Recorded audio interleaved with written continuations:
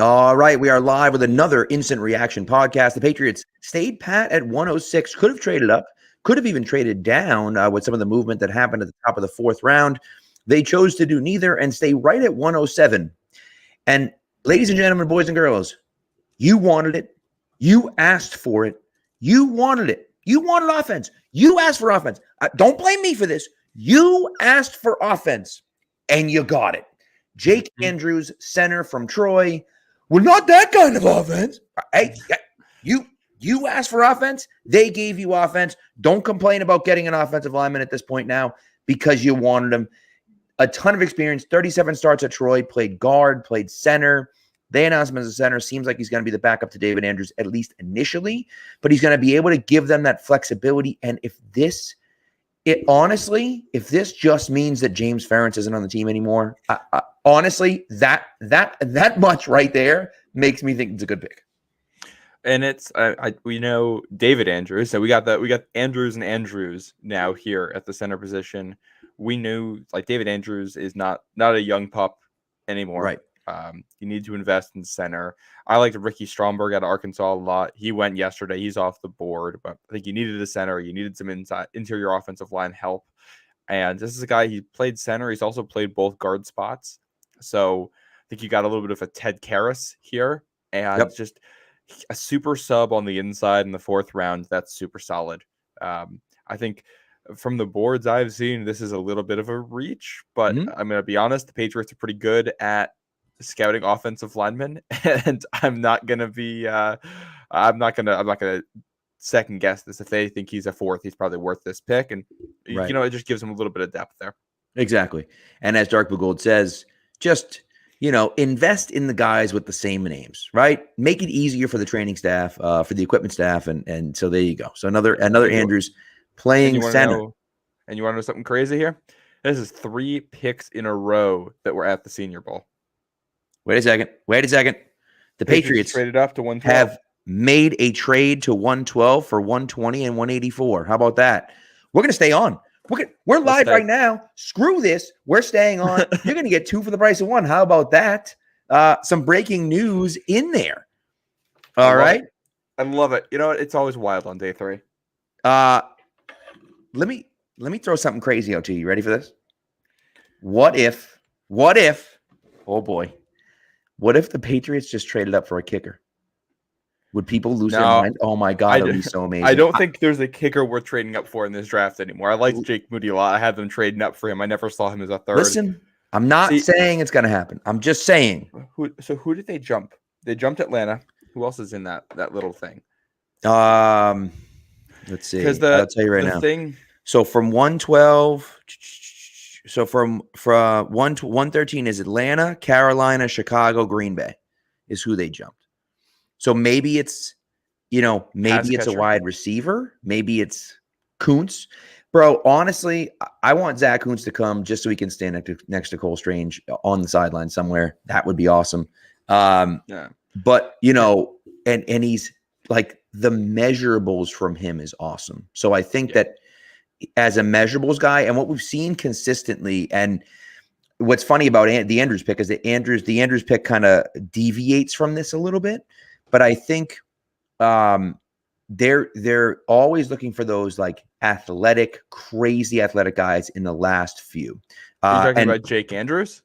No, yes. Oh. Because Jake Andrews isn't that athletic. That's what I'm saying. That he deviates from that a little bit. You see what I'm saying? Yeah. So that's kind of the way it is. So Dark Gold says it correctly. That is correct. The Patriots traded up to 112, so they still have 117 because they traded the 4th round pick that they got yesterday to jump 117 to get 112. I don't know what your time looks like, but we could stay on to 117. My wife might physically murder me if I stay on until 117. I'm already running late for soccer. I'll stay on. Stay on. I love it. If we're there to 117. Yeah. Another note here. Yes. Keon White, Marte Mapu, and now Jake Andrews, all at the Senior Bowl. All guys they got their hands on. And the first pick, Christian Gonzalez, was a guy who you get the Adrian Clem connection. These are all, and I said it with that, they like to take guys who they have a direct connection to in one way or another. Correct. And by the way, who they had at the Senior Bowl was DeMarcus Covington too, who was working with the front seven there. Yep. So you take a defensive end who he worked with, a linebacker who he worked with, and a center who he had to go against there. Right. So it's like these guys are really familiar. Well, and that's the thing is that you hear that Andrews had a really solid Senior Bowl. He had some really good reps against Keon White and against other top interior defensive linemen. And so sometimes when a guy plays at a place like Troy, it's kind of hard to see what he's going to be. But then, you can project that out. Now the question is, did Anthony Garcia, did he play, or Antonio Garcia, I'm sorry, did he play at Troy? Am I losing my mind about that? I feel like somebody did. Antonio Garcia, somebody that year did. I feel like it's Garcia. The other one was the D end, and I think he went to Youngstown State. Yeah, and he did. And Antonio Garcia was at Troy. Right. So just interesting. What's interesting about it, Phil Perry was talking about Antonio Garcia this morning or last night, whenever the podcast came out. I was listening to it today, talking about a slighter offensive lineman or whatever, someone with more athletic ability and whatnot. So obviously, like I say, Andrews doesn't project to be that kind of guy, but it is interesting that that he jumps out from Troy as well. So we shall see. By the way, at 111, right before the Patriots traded up, the Browns took Juwan Jones. Jones is an absolute house monster. So the Patriots clearly traded up for someone after him. Oh my God. We have the pick, Pat. Hey, credit where credit's due. This guy, Pat Lane, right here, not keyed in at all, don't know anything, but here I am nevertheless. And with the 112th pick in the draft, the New England Patriots have traded up from 120. Okay. Well, that's called a callback, ladies and gentlemen. But we're good. We're good. That's all right. We got 2 picks. We had 2 picks. 107, they went Jake Andrews. And at 112, the Patriots have indeed traded up for Maryland kicker Chad Ryland. Maryland kicker Chad Ryland comes to the Patriots. I don't know who the hell Chad Ryland is, but he is the first time I've heard this name. He is a kicker for Maryland, and I thought it was going to be Noah Ruggles. To be honest with you, I like Noah Ruggles better than I like Chad Ryland. But yeah, I mean, he does have a big leg. But I mean, I don't love it. Oh, guess what? He has experience with kickoffs. Guess where Chad Ryland was? Around Senior Bowl? February-ish. Oh yeah, he was at the Senior Bowl. Yep. So once again, another Senior Bowl player that they got to see up close and personal. Of course, not as up close and personal as Moody at the Shrine Bowl, but they did get a chance to see him up close and personal. And look, I mean, 39 of his 40 extra points. This year, 82% of his 23 kicks, which isn't ideal, but only 75% of his 74 field goal tries over his career. But he does have a big leg. So I guess I'm okay with it. I mean, look, the last time they took a kicker that no one had ever heard of, it didn't turn out well. So let's just hope Chad Ryland doesn't have any sketchy tattoos or anything like that. Yes. And he loves everyone equally, let's just say. But I mean, look, again, you get an extensive look at him. It's not like he was a nobody. People know who he is. He was at the Senior Bowl. So clearly he had some things going on for him. But it's a surprise. It's certainly a surprise. You wanted them to move around. They moved around a little bit. So, hey, listen, they felt like they had to trade up to get this guy. I mean, however you feel about these picks, let's remember the fact they got hands-on experience with all of them and basically ran to the podium with all of them or traded up for guys. So they're confident about every one of these picks. I mean, listen, here's what I'm going to say to you, okay? And again, I don't want to blame anyone out there, okay? But I will say the 2 things that I will say. Fans complained about, number 1, the Patriots not drafting any offensive players, which they did at 107 with Jake Andrews. Number 2, not trading up for any players, which they just did. So in back-to-back picks, They have done the two things that everyone's complained about. Oh, you got to fix the offensive line. You got to take offensive guys. They took an offensive guy on the offensive line. Maybe not the guy you wanted, but they took him. They also traded up, which people wanted as well, which they did for a kicker from Maryland. Look, I mean, I'm not going to pretend to be excited about Noah Ryland. I don't even know who the hell he is. Okay, but I'm a Big Ten kickoff fan. He was at Maryland, and this is the first time I've heard his name. Oh boy.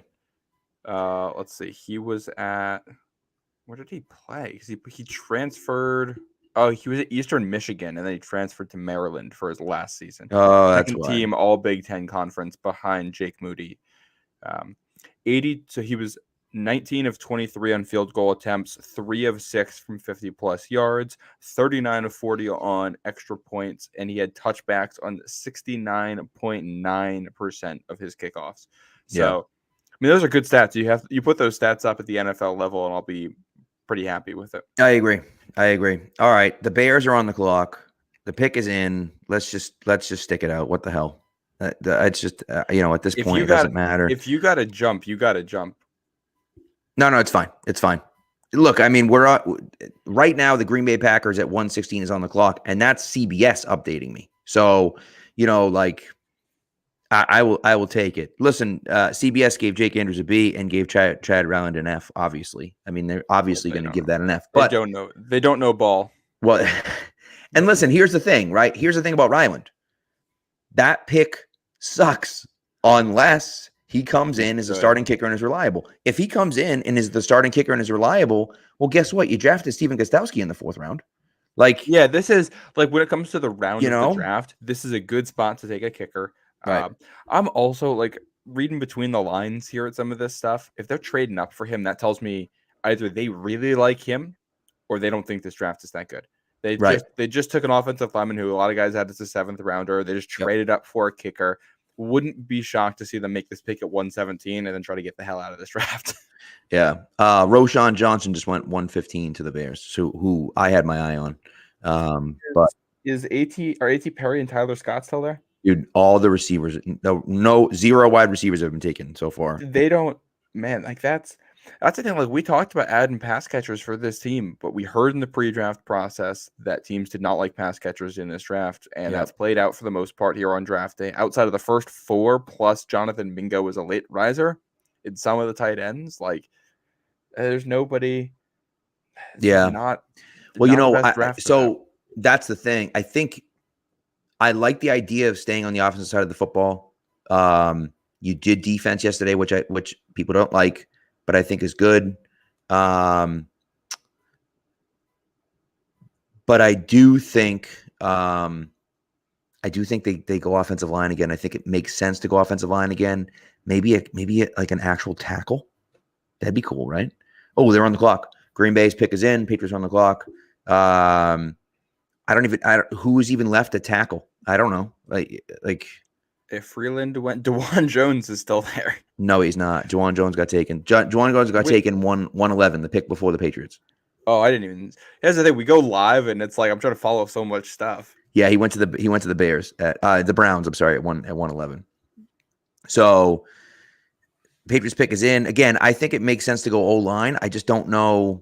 I don't know where. We're at a point in the draft too where I don't think need matters. If you draft for need on day 3, you're probably just overdrafting a guy, which I think you can make the argument they just did twice. But I don't know. It's my philosophy here is just get whoever you think the best guy on the board is and figure the rest out later. Okay.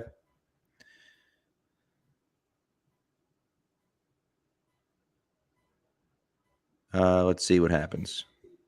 Let's see what this Packers pick is. Are they even getting? I got the kicker in advance. I haven't seen this pick. I haven't seen the Green Bay pick either. No, me neither. So, but I think it's gonna be interesting. This guy on Twitter is driving me freaking crazy. I'm just gonna mute him.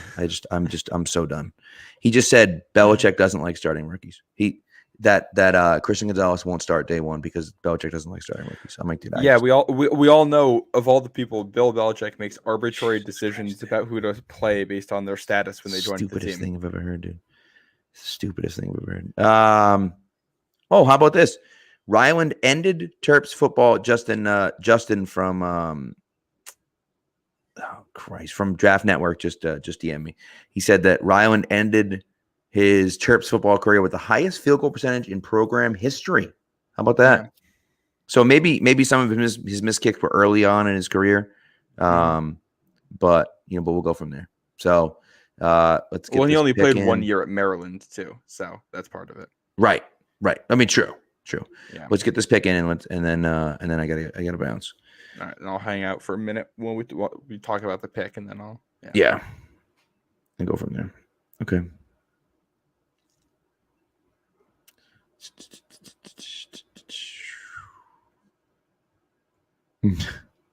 The Patriots were at Ryland's Pro Day. So there you go. Yeah. 52-yarder in Michigan. Yeah. I think another thing here too is that they like Patriots have always liked guys who can play up north as a kicker. Like they like guys who play in bad conditions, guys with big legs, guys who can deal with bad weather, and I think that's why I suspect they liked Jake Moody and this was their backup plan because it's two guys from the Big Ten who play in that, and and he played in Eastern Michigan too, so it's like all right, he can deal with a little snow. Correct. If you need a kick in January, he can make it. Well, that was the Adam. That was kind of the Adam thing, right? Where Adam played in North Dakota or South Dakota, wherever the hell North Dakota, right? And so you knew that he could kick in the weather and in the elements. And as much as I like Nick Folk, I watched the end of the year last year, and it was hard to watch the end of the year and not believe that Nick Folk was cooked. I don't know. You know what I mean? Yeah. Like, yeah, I think he's that. I've penciled them in taking a couple specialists here for a while. Right. And again, we talked about special teams. We talked about special teams not being good enough. You had those two kick return touchdowns against the Bills. That doesn't happen if you're getting an extra, if you're getting a touchback, right? And so that's the thing. And again, I love Nick Folk, but he's missing straight on short from 44. Like that just can't happen. It just can't happen, And so, but we'll see. So, but what are you going to do? So,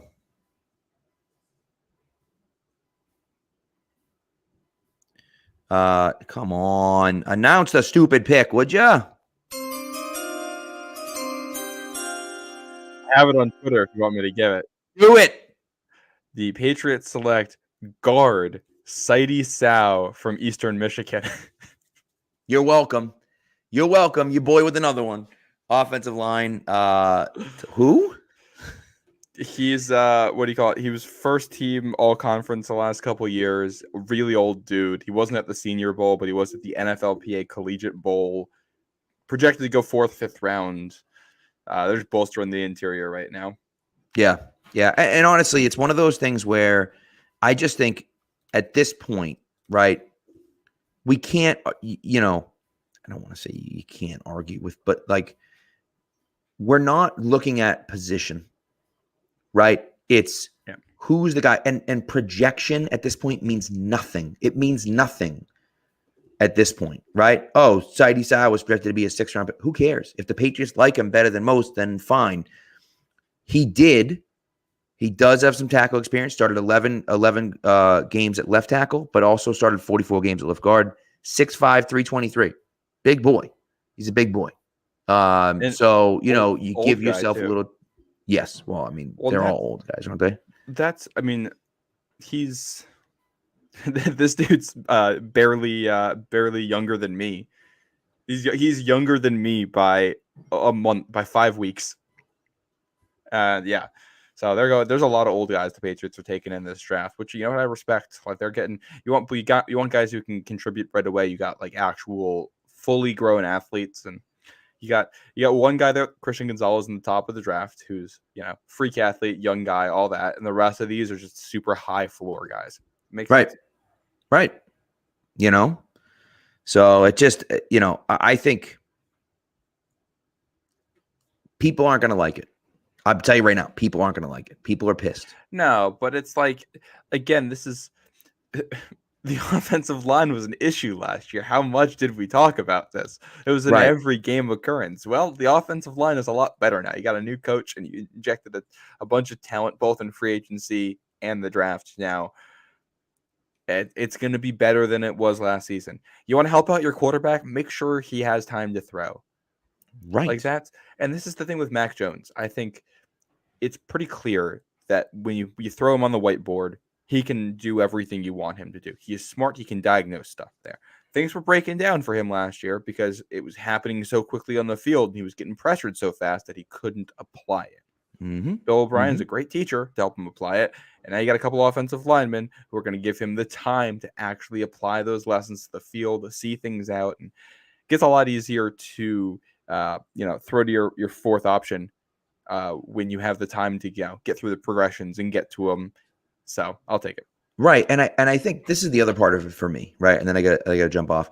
But Yeah. the big thing for me that I look at is that if you're the Patriots, you look at what happened when your offensive lineman got hurt.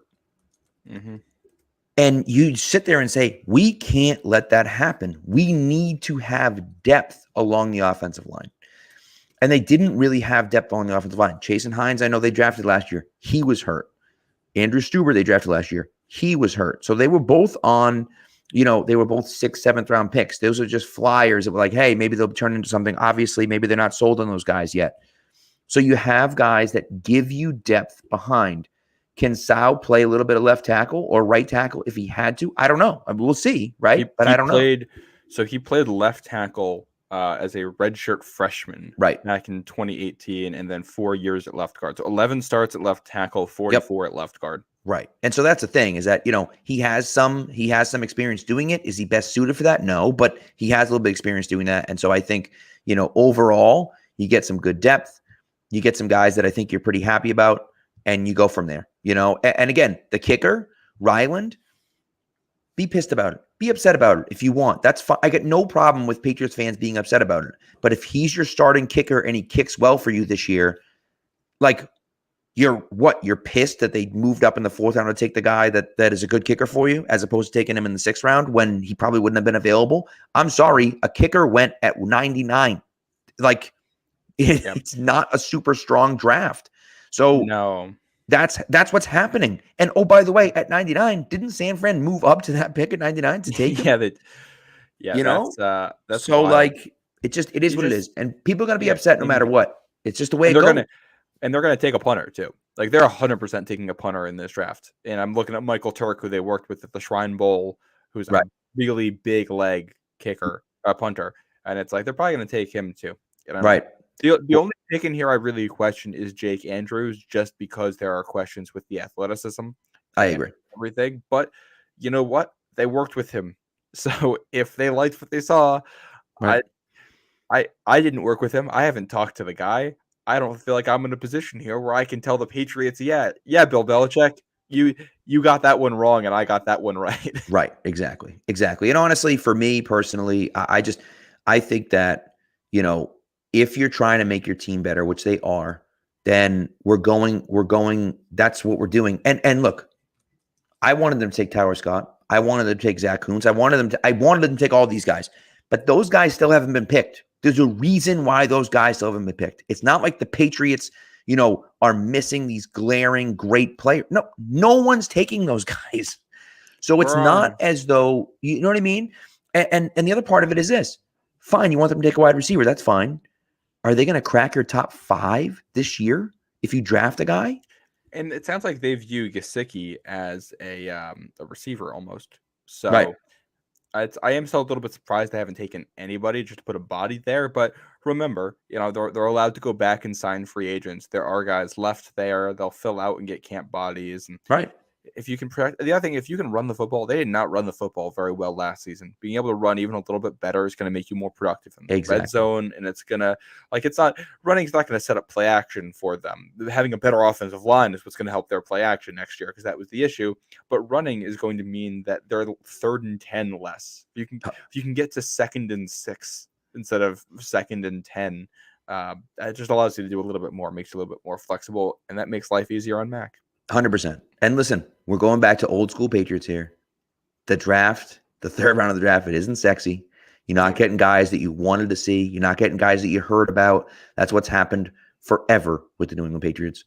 Deal with it. Here's where we are. So, anyways, to recap, really quick recap. It's been a heck of a live show here. I just want to put up this comment, but Dark Blue Gold. Getting upset about the draft to me is knee jerk. Get upset years later like a champ. That's how you do it. Right. I love it. So, anyways, that's what we got. Wait, the pick is on the ticker again? No way. At 135? No, it's 135. That's still a ways off. Yes. I'll come back. You got to go. I'll come back on when that one's up.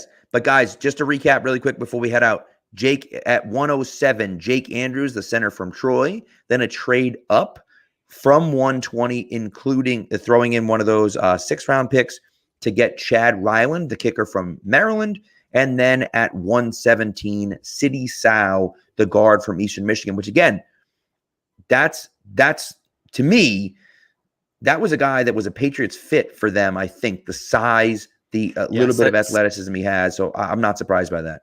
City Sow here is a very like that. This is where he was expected to go. It's a clear fit. I think there's some questions around Andrews and Ryland to a degree, but Sow is right on the money. Agreed. And Ricardo Garcia is asking about if Riley Reef is going to be the starting right tackle. I would, unless something happens, Riley Reef is going to be the starting left tackle, or Calvin Anderson, depending on who wins out in camp. I think they feel comfortable enough with those two guys to think that one of those guys is going to be the starting right tackle this year, and the other one will be the swing tackle. Seems like it's going to be Reef as the starter and Anderson as the backup or as a swing, but we'll see what happens. So, anyways, that's it. It's going to do it for this. Matt will be back on, as he said, at 1:35. Or assuming they make a pick at 1:35, and then we'll be back with you. Pick 1:35, not necessarily 1:35 Eastern time. Good point. Although it could work out that way, you never know. 15 minutes could be. We're coming up right on the time. I just want to mention one more thing before you go, because you mentioned Noah Ruggles, and I just looked. So I pulled up Dane Brugler's Beast here. He has Chad Ryland as the second kicker in his thing. I don't even see Noah Ruggles on here. So there you go. Okay. So there you go. Which shocked me because I've seen him as the number 1 kicker in some places, and he's not in the top 20 kickers. So I don't know what's up with that. Wow. I don't know. Maybe he just saw that final kick and was like, forget it. I'm taking him off my freaking board. So, but anyways. All right. Well, thank you guys. We appreciate it. We'll talk to you soon.